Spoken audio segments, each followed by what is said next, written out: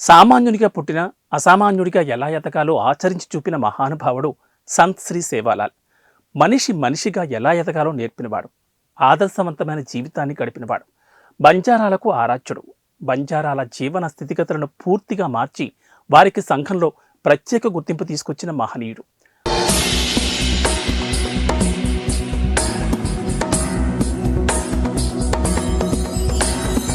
భారత గడ్డపై జన్మించిన కారణ జన్మల్లో ఒకరు సంత్ సేవాలాల్. లిపిలేని బంజారాల భాషను ఒక పద్ధతిగా మార్చి దేశంలో ఉన్న 10 కోట్లకు పైగా లంబాడా ప్రజలు ఒకే రకంగా నేడు మాట్లాడుకోగలుగుతున్నారు అంటే అది ఆయన కృషే. బంజారాలు ఎక్కడ ఉన్నా వారిని ఇట్టే గుర్తిస్తున్నామంటే వారి ప్రత్యేక కట్టుబాట్లు, ఆచార వ్యవహారాలే. వీటన్నిటికీ ఆద్యుడు సంత్ శ్రీ సేవాలాల్.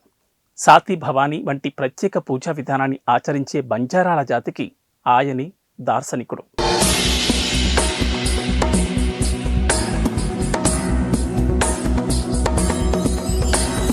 వాస్తవానికి సేవాలాల్ రాకముందు బంజారాల జీవన స్థితిగతులు అత్యంత దుర్లభంగా ఉండేవి. రాజులు, ముస్లిం పాలకుల సమయంలో ఆయా రాజ్యాలకు అవసరమైన యుద్ధ సామగ్రిని చేరవేయడమే బంజారాల విధి. దీంతో వీరికంటూ ఒక స్థిరమైన నివాసం అంటూ ఉండేది కాదు. సంచార జీవనం సాగించేవారు. ఈ క్రమంలో చాలామంది బంజారాలు మత ప్రచార ప్రభావానికి లోనై మార్పిడులకు గురయ్యేవారు. ఈ సమయంలో అవతరించిన సంత్ శ్రీ సేవాలాల్ బంజారాలను పూర్తిగా మార్చేశాడు.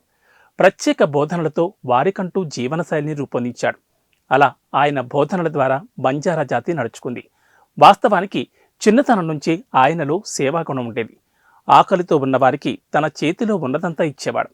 తాను మాత్రం బంకమట్టితో రొట్టెలు చేసుకుని తినేవాడు. ఈ వింత ప్రవర్తన అందరికీ ఆశ్చర్యం కలిగించేది.